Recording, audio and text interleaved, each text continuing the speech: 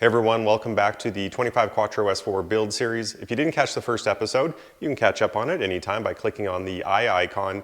But last time I spent a lot of time cleaning up the block here. We sent out some parts for dry ice cleaning and vapor honing, and then I replaced the valve cover gaskets. And then in the post credits, I whipped out this guy here today, because what we're doing on the second installment is tightening up the driveline. In the first episode, I talked about my project goals and I revealed the build list right here. What you would have seen is that all the ones on the left are to get the car running and they're my priorities, but you might have noticed these little red WIITs while I'm in there.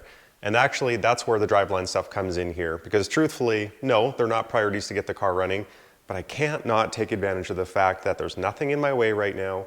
I have an engine lift from a very handy neighbor, and I want to cheat the system as hard as possible to save myself future time, because I can do something really cool right now. There's nothing quite like a pile of billet parts to get you motivated for a project. Check out what's going on in the car.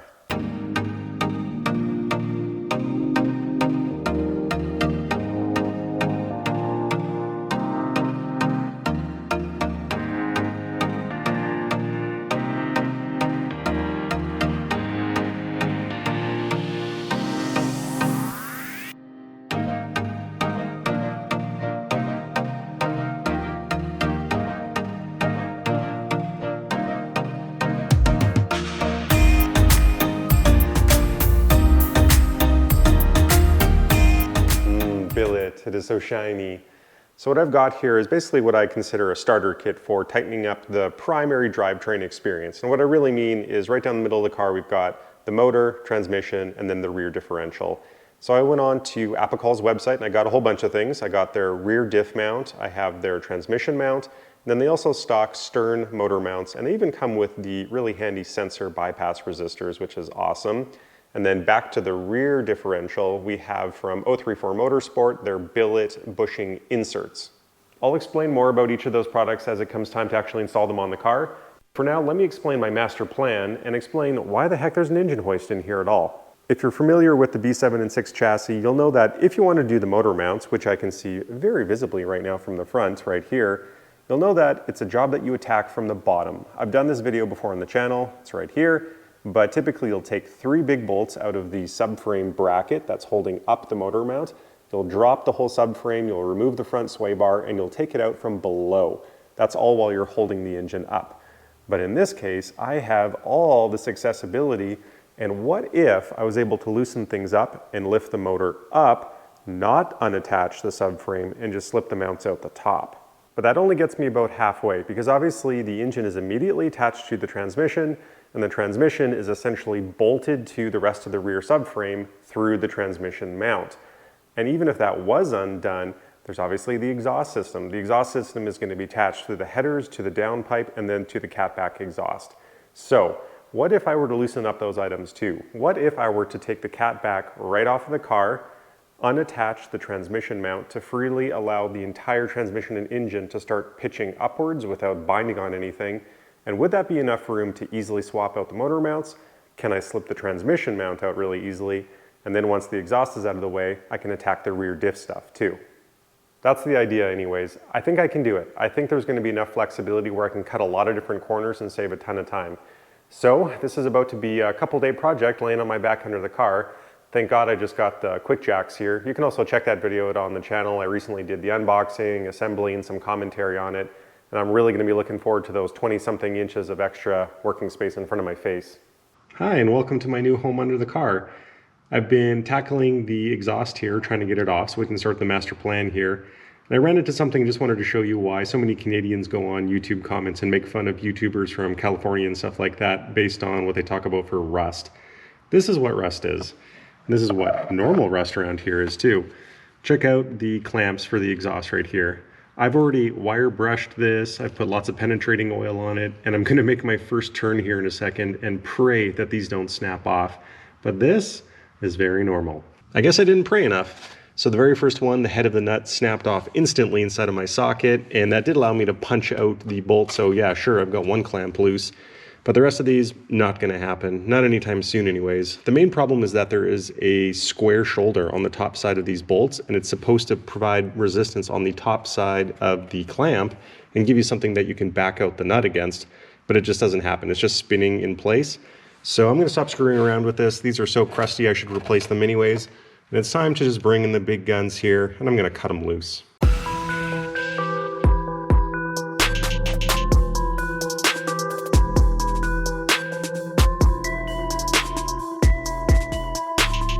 That sucked a little bit more than I thought it would. I spent some time down there, and I never love when I have to do shade tree mechanic stuff like that, like cutting off a clamp, but I just don't think anyone could have gotten those nuts off. So it is what it is. Now I can move on, and what's not gonna suck is when I take off the rest of the exhaust system. And I have a set of Schwabin hanger pliers here for exhaust hangers, the rubber ones. And I've used these a few times before, never on camera, so I'll show you what it's like in a second. But these make getting the hooks of the exhaust system out of those rubber grommets super easy. Absoib, the wonders of having the right tool for the job.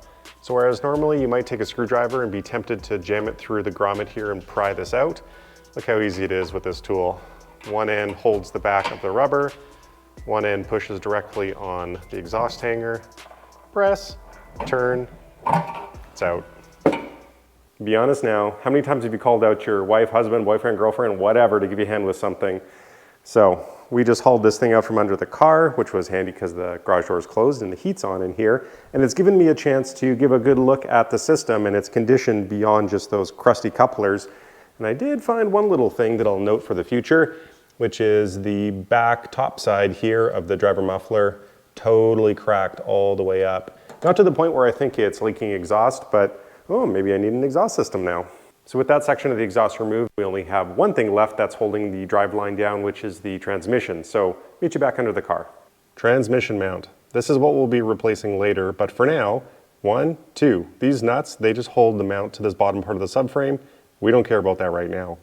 3, right in the middle. This passes all the way through the mount and only holds it to this bracket, but we still don't care about that right now because all we want to do is make sure the drivetrain can lift up. So the only thing stopping us from lifting it upwards is 1, 2, and then a third one down here in the back.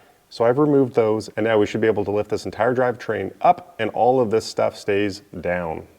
In terms of each of the downpipes on the side here, they just have one little hanger, and I've removed one of the 16mm bolts that passes through the middle on both sides, and now it should be free to actually just slide up with the motor. I have good news and I have bad news. The good news is that the plan totally worked. Everything's out. The bad news is concessions were made and I broke something. I'll elaborate. So the engine hoist, that was a great idea. Just taking the one nut off the top of each of the motor mounts easily let me lift up the engine and gave me tons of room to just pluck the motor mounts out from the brackets there. And that was a great use of time. Where things went a little sideways was when I wanted to lift it even higher and I moved on to the transmission mounts. So in addition to lifting with the hoist, I was sort of boosting the whole situation too with my floor jack and a block of wood on the bottom of the transmission. And I was, paying attention to go a little bit of hoist, a little bit of the floor jack. And even though I knew that the clearance was going to be an issue on the back here of the engine, I just wasn't paying enough attention, and I ended up snapping the neck off of the heater core supply line, and that's what that little plastic piece is. And here's just a quick little peek at it. So typically this would be plugged into the back of the hard water pipe on the back of the engine, and more plastic tubing would be coming off of this point, and that's where it snapped. In my defense, I can see that this has been heat cycled a million times, and the plastic does look a little bit brittle. But of course I feel pretty stupid about this, and although the hose isn't going to be super hard to replace and not super expensive, it's obviously just a bad use of time, and this was very much avoidable. That was fail number 1, and fail number 2 came with the transmission mount removal.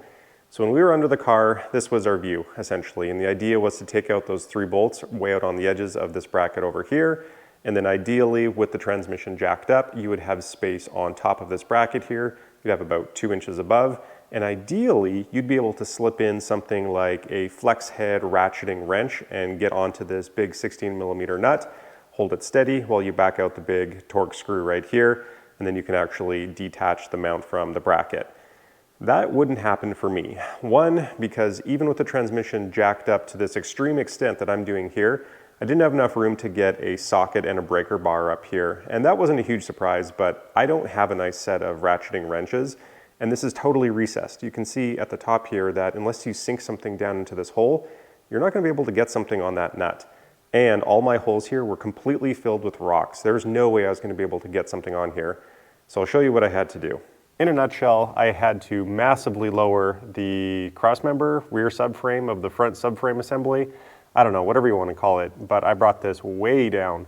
This is the exact scenario I was trying to avoid in the front, and to my credit, I did avoid it. I don't have to buy any new stretch bolts for those subframe mounts under the motor mounts, but now I'm in for it back here. The responsible thing to do is definitely to replace these 6 big bolts back here. They're certainly torque to yield. And at the point where this was so low, I decided to just take the entire bracket out. I couldn't get anything on that 16mm nut, so I might as well just slip it out and do this on the bench. Before we get to the install, we definitely need to take a look at the old versus the new, because other than the fact that the new ones look super cool and obviously they're designed differently, there's also a very real material difference in the construction. One thing I want to address off the bat is the notion of durometer ratings. That's something that's used widely online to talk about the stiffness of a rubber, and that's fine. Just know that it's sort of like an inverse function. The durometer rating of something is actually its resistance to indentation, so people just use that as a figure of how stiff it must be. The other thing to be aware of is what the OEM durometer average is. And as far as I can tell, it's sort of mid to high 40s. In other words, it's pretty squishy, and that makes sense because the manufacturers obviously want us to have a pretty comfy ride. The other thing to know about the OEM mounts is that they, on purpose, have voids in them too. So they're not always solid rubber. Sometimes there's pockets in there that make them even more pliable. When it comes to motor mounts, and if you look at my channel, there's also an old video I did of replacing the motor mounts on my A4 B7. Those are hydraulic filled, and sometimes if they are filled like that, they can leak, but that's another way that the manufacturer controls the OEM ride quality, and sometimes they're also monitored like this one is. So if there's a sensor there, that means that the ECU is watching it, and they can even be modulated for stiffness on the fly depending on road condition. So for the transmission mounts, let me show you the difference of pliability. Now I can only squeeze this with my fingers at the moment, but I can push pretty hard and there's a little bit of give there. I can move it with my hand with a lot of force. This is 70 rating. Now on the OE mount, and I'll try to move this as much as I can, see that wiggle? That's actually a lot of play.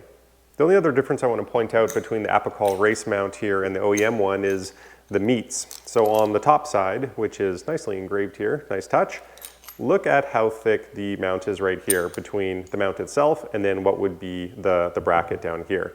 You know, pretty good. By comparison, look at the OEM mount size on the top. It's about half, I would estimate. So even though this one is going to be stiffer, there is more mount to absorb the vibrations in total. When it comes to the motor mounts that I purchased, I got the soft ones. And I know this looks like a solid mount, but it's not. So check this out. When you look at all the product information, it says that these are fully isolated and fully serviceable, and this is why. So the body is heavy duty, and it's amazing too. The quality is great. It's too bad these are going to be tucked away under the engine because I'd love to see these from the engine bay. But when you open it, it is actually fully durometer on the inside too. And honestly, I don't know the full construction inside, but that's what they're talking about as isolated. So the top of the engine sits there, bottom is here, and this whole thing inside of it can be taken out and replaced if it's damaged or worn over time. The other product feature that they don't mention on the website, and I just noticed, is that these studs are somewhat retractable. So for the ease of installation and uninstallation, if you had to, those couple millimeters can go a long way sometimes. And because the new stern mounts are not connected to the ECU in any way, we need to do something about the other part of the connector that's going to be looking for this sensor right here. And that's where these bypass resistors come in. It's awesome because Stern includes these in the purchase price of the kit for both of these mounts here, whereas a lot of the other aftermarket suppliers of their own mounts, they don't. They usually charge you extra for these. So Stern, I appreciate that. I just spent some time, trust me, getting this mount fully detached from the triangular bracket. It was really hard, and granted my workbench and vise setup is basically non-existent, but if you can, try to get this nut off and get some good grip on this T45 Torx bolt here while it's still in the car, even if it's loosely held in there by either the 3 bolts on this thing or up by the subframe. Use whatever leverage you have while it's still nice and tight to do that, because it was tough on the bench. So that's hindsight thought number 1, but number 2 is I need to approach this reinstall a different way. Here's the situation. So one point is that the race mount here from Apikol is way taller than this mount here. So if I had a hard time trying to get this and this around the subframe and transmission, then I'm going to have an even harder time getting these in, especially because this through bolt is even longer than the one on the OEM mount. The other thing is I'm going to screw myself with the alignment of this bracket. What I didn't realize, and I'm only guessing that Audi from the factory had a way to clock this mount within this bracket, but once you start tightening these two things down, they are absolutely bound together. There is no longer any variation on the top plate, which is going to allow you to properly align these holes after the fact, which means that you, out of sheer luck or some level of measurement that I don't know how to do, are going to have to clock this just perfectly on the new mount, or else you will not line up that transmission as it comes back down. So the idea here is actually to not install this the same way as this one came out. The idea is to make a bit of a modification. So it feels like a bit of a paradox, right? Because on the way out, we had to remove these bolts first so that we could drop everything down and then get access to hold something on the top and back out this through bolt. But in this case, we need these items to not be fixed to one another until the very, very end. We need to be able to have no clearance up here at all, meaning there will not be room to put a socket or a wrench on the top of this thing. We need to locate these 3 bolts up onto the transmission and then last tighten this down. So how do we do that with no clearance on top? We do this by reversing the hardware situation. So instead of having a bolt head that we have to hold on the top here, we're actually going to flip the hardware around. I'll take this nut and washer, and with the JB Weld, we are going to permanently affix this hardware on the top. So there's never a need to actually physically hold it from above because it'll be permanently affixed, and then we can apply torque through the bolt where the bolt comes up now instead, and we can do that as our very last step.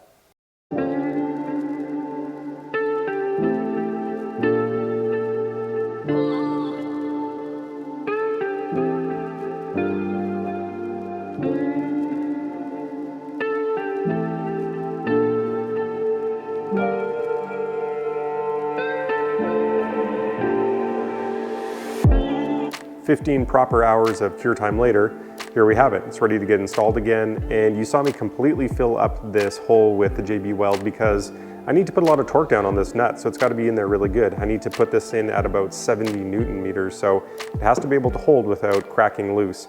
But this is done now. Right before I pop this transmission mount into the subframe, I just wanted to address why the red mount. Why did I go with the race mount that is 70 durometer instead of taking Apikol's softer one, which is the blue 55? Well, on the product page when I was shopping, I saw a note there that was written that said, we highly recommend that RS4 and S4 owners take the race mount. So I emailed in, and a fellow named Doug responded to me actually and said, you know what, the V8s are actually really well balanced, but the truth is the transmission and the engine is obviously very heavy. So we recommend using the race mounts because you don't have to worry about NVH too much because of the well-balancedness of the V8, but you do need something that's actually pretty firm to take all that weight and torque that the engine is going to be applying to the mount. And I actually 100% believe them. In fact, the very first time I test drove this car before I purchased it, I was so surprised how quiet and smooth the V8 was on idle and during rev. Compared to the A4 when I started it up, that little inline 4, it was vibrating all over the place. So I totally understand actually. I go on blind faith here that this race mount is truly the way to go. Okay, cool. Let's go do the install and let's see if this works.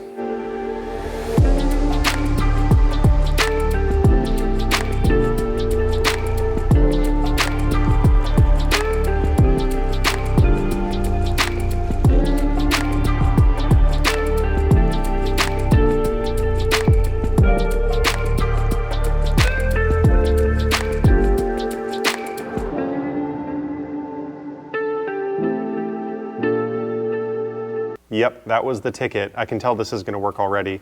So I just put the torque down on just the transmission bolts here, and I already threaded in this through bolt quite a bit, and for what it's worth, the JB Weld has held so far. You can see the huge benefit to this tactic, right? Like, I don't care about getting in above this plate at all anymore, and now that I have a little bit of play in here, I'm ready to actually drop the motor and transmission and line up these holes. But first, we got to head to the front and take care of the motor mounts.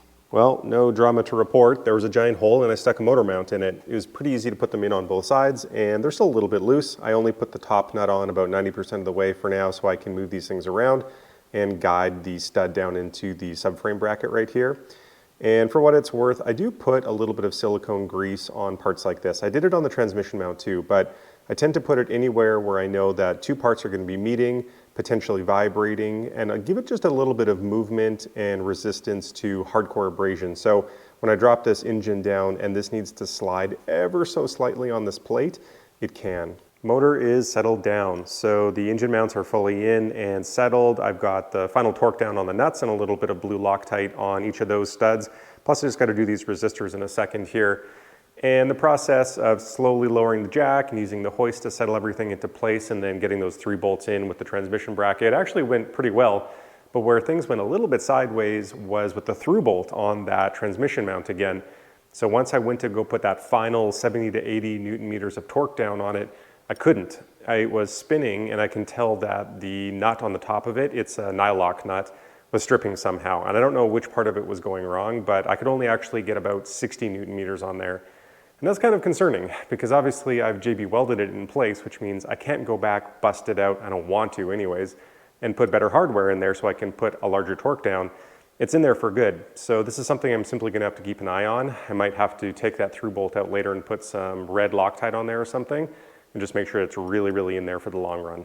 Just before I pop these in, I wanted to give you a look at the effort that Stern's gone through on these connectors because I do appreciate it, and I can tell just looking at the part here, this is a genuine Audi VW connector, so they didn't go to a Junko aftermarket part for that. And then of course you can tell it's completely protected by heat shrink, so there's going to be no moisture, corrosion, whatever slipping in there, and really reduces the risk of this going wrong.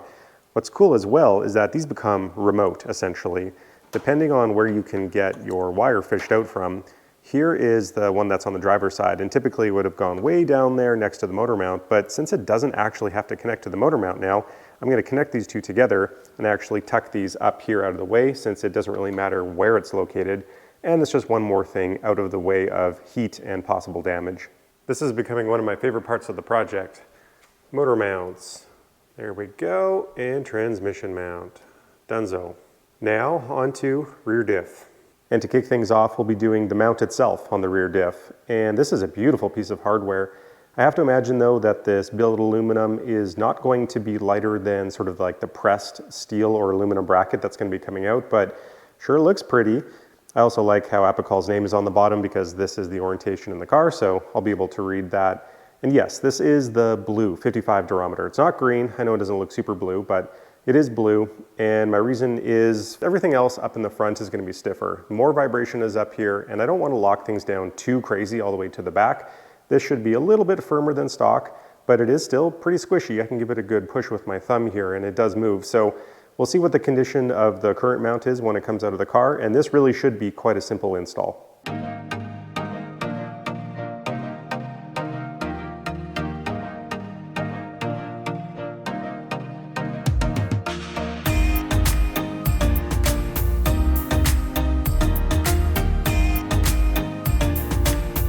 I just ran into a weird problem that isn't supposed to happen on paper, but because of the upcoming work that we're going to be doing on the inserts back here, there's going to be an easy solution. But what just happened is essentially, I'm supposed to be able to slip this bolt out here all the way out the passenger side. But you can see over here, it's a bit of a rusted head on it. It seems to be hitting an ear up on the top side of the diff. I don't know if that's supposed to be there or not, but essentially it's 16 millimeter nut off, support the diff, remove the 3 bolts that hold the bracket onto it, drop the diff with the jack, and you're supposed to be able to clear that ear, but that ain't happening. So I'm gonna move back and actually start the next project and drop this entire thing. So I'm gonna loosen up this bracket here, reposition my jack, and then bring this down even further because I'm maxed out right now. There's no support being given by the jack, and I still can't get this thing out.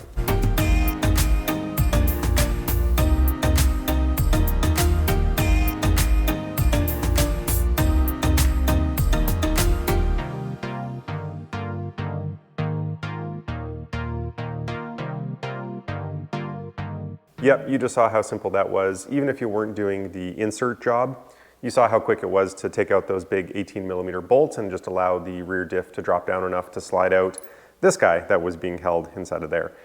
So anyways, let's do a little show and tell now because we have these out, and the very first thing I noticed before I even got to the bench, and you can see it down at the bottom here, there's light shining through, this was tearing. It does look like these are essentially hollow mounts, what you would normally see on a lot of the OEM mounts where there's lots of voids all around the edges here, and that actually gives it the shiftability, I guess I'll say, to wiggle around a little bit, but it was tearing, and I can see little holes on the top here, and it looks like left and right is good. So FYI, if you can sneak a mirror into your rear diff, take a look, see what you see down at the bottom there. Second thing I noticed was they're actually really comparable in weight, and I brought my little kitchen scale out. Let's see if there's a weight savings here or not. On the OEM mount, I'm seeing 1 pound, 7.5 ounces, or roughly 667 grams. On Apikol's mount, I see, okay, 878 grams. The differences in weight means that the Apikol mount is about 28% heavier than the OEM mount. I think that's actually not a bad sacrifice, other than the body of this being constructed really well. Not that I ever really expect this OEM mount to break, but what I'm seeing for the first time now on a side view is that the Apikol bushing is literally bigger and thicker than the OEM one. So the difference in size with the addition of a bit of a stiffer durometer rubber tube should mean that the driveline is held down significantly better than the OEM mount, even though this is the squishiest durometer that Apikol offers. Now, before I get into the installation, I've got some fresh hardware coming in for the Apikol mount here, but this is also the time I can illustrate what's going on with the rear diff inserts, because I can't take out those mounts to show you, but this is a perfect example. So voids. Voids are present in those upper mounts as well, and this is basically an inverse shape of what those voids are. So all I'm going to be doing is taking these 034 inserts, slipping it over the bolt head, and it's actually going to perfectly fill those voids. That's how we make it not shimmy around, because there's nowhere to shimmy. All the space is gone. Rage on that beat, going crazy.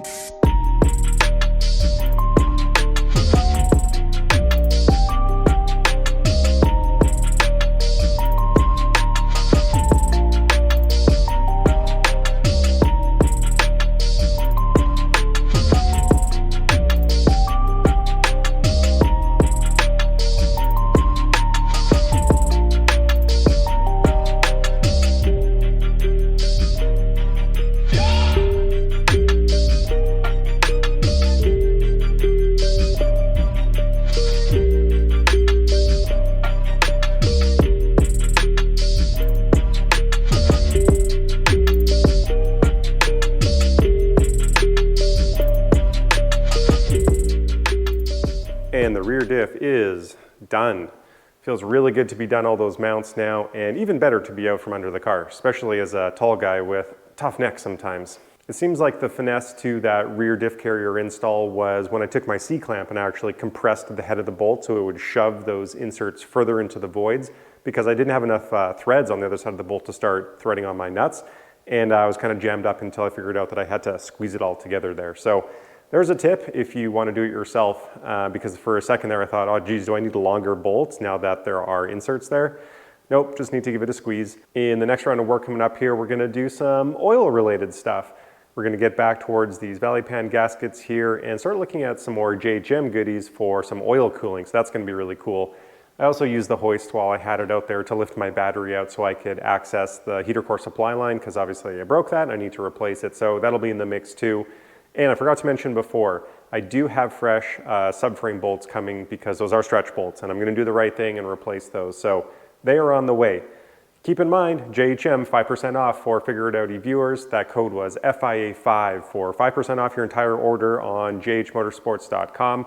Go in there, buy yourself a bunch of goodies, and enjoy 5% off. As always, thank you so much for watching. I've been having a great time on this build series, working at a really quick pace and getting so much more done than I'm used to doing. So thank you. If you enjoyed the video, give it a like, and if you haven't subscribed to the channel yet, please do that too. Thanks again. Catch you next time.